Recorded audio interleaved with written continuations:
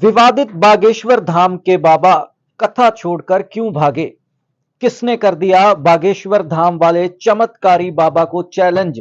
Challenge सुनकर क्यों उड़ गए बागेश्वर धाम के पीठाधीश्वर धीरेन्द्र कृष्ण शास्त्री के होश? बुंदेलखंड के छत्रपुर में बागेश्वर धाम है। धाम के पीठाधीश्वर हैं धीरेन्द्र कृष्ण शास्त्री। इन दिनों चर्चा में हैं, पहले भी चर्चा में रहे हैं। अपने विवादित बयानों के लिए अभी चर्चा में है अंधविश्वास और जादू टोना फैलाने के आरोपों की वजह से। धीरेन्द्र कृष्ण शास्त्री जगह जगह जाकर श्री राम कथा करते हैं, साथ में अपना एक दिव्य चमत्कारी दरबार लगाते हैं। मानने वाले बहुत महिमा मंडन करते हैं कि इस दरबार में बाबा को आपके बारे में सब पता होता है। ऐसे ही एक श्री राम चरित्र चर्चा महाराष्ट्र के नागपुर में आयोजित हुई थी। तय तो था कि कथा 13 जनवरी तक चलनी थी, लेकिन 2 दिन पहले ही 11 जनवरी को ही संपन्न क्यों कर दी गई?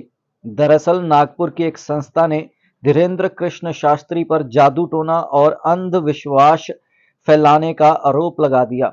इस वजह से धीरेन्द्र को कार्यक्रम छोड़कर भागना पड़ा। एक रिपोर्ट के मुताबिक अंधश्रद्धा उन्मूलन समिति के अध्यक्ष श्याम मानव ने कहा कि दिव्या दरबार और प्रेत दरबार की आड़ में धीरेन्द्र शास्त्री जादू टोना को बढ़ावा देते हैं। देव धर्म के नाम पर आम लोगों को लूटने, धोखाधड़ी और शोषण भी किया जाता है। समिति ने पुलिस से मांग भी की है कि धीरेन्द्र शास्त्री पर कार्रवाई हो।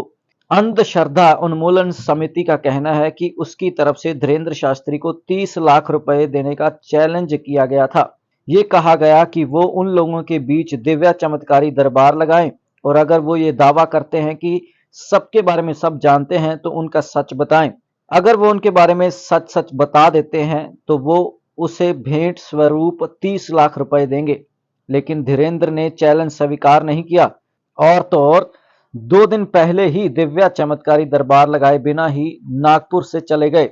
इसी मुद्दे पर समिति धीरेन्द्र कृष्ण शास्त्री का विरोध कर रही है, लेकिन इस मसले पर अब बाबा ने चुप्पी तोड़ी है। ये वही बाबा हैं जिनके दरबार में पंजाबी गायक इंद्रजीत निक्कू भी गए थे।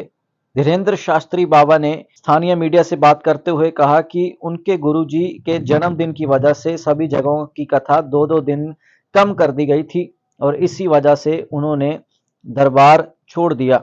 लगातार उठ रहे सवालों को जवाब देते हुए बागेश्वर धाम ने एक बयान में कहा, हाथी चले बाजार, कुत्ते भौंके हजार। पर सवाल तो ये है, क्या ये एक साधु की भाषा है? क्या ये एक साधु का चरित्र है? आप भी कमेंट बॉक्स में अपने विचार रखें। ऐसी और पेशकश देखने के लिए जुड़े रहें टाइम्स टीवी के साथ।